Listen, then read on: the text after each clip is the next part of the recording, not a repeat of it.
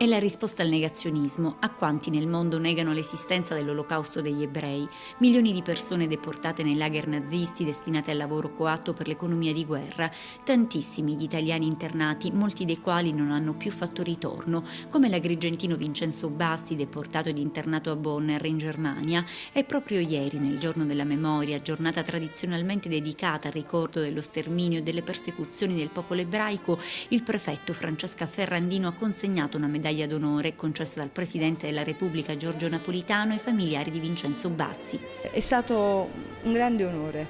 conferire questa medaglia alla nipote del signor Bassi che è morto, perché è anche un modo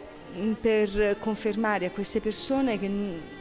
le giovani generazioni non hanno dimenticato e non possono dimenticare quello che è successo. Che significa questo riconoscimento per lei, per la sua famiglia? Non ho parole, ringrazio il prefetto dello Stato che me l'ha data, veramente ricordando mio zio che non ho conosciuto, ma nei ricordi di mio padre che lo raccontava sempre, e un giorno abbiamo deciso con mia nipote di cercare proprio questo zio e di riportare la nostra. Non cercavamo una medaglia, cercavamo solo il corpo da portare a casa. Cercando questo zio che io non ho conosciuto solamente nei ricordi,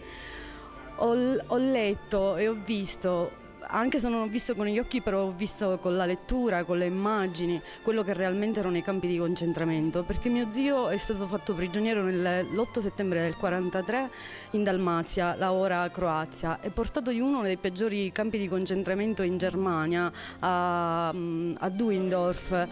E lì si diceva che era il campo di concentramento terribile, nel senso uno Stammlager dove i lavoratori italiani, lavoratori coatti, erano costretti a lavorare per pagarsi, diciamo, la vita lì dentro, e proprio in quella data sono stati uccisi tutti, perché da quel lager non è uscito più nessuno. Una ricorrenza, sottolinea il questore Giuseppe Bisogno, che si celebra per non dimenticare e per far riflettere le giovani generazioni sull'immane tragedia che sconvolse il mondo intero, ma anche e soprattutto per far sì che analoghe catastrofi umanitarie non si ripetano mai più. Un momento di grande semplicità, ma di forte emozione, soprattutto per non dimenticare e ispirare la nostra vita quotidiana a coloro che hanno dato la vita per i valori eterni.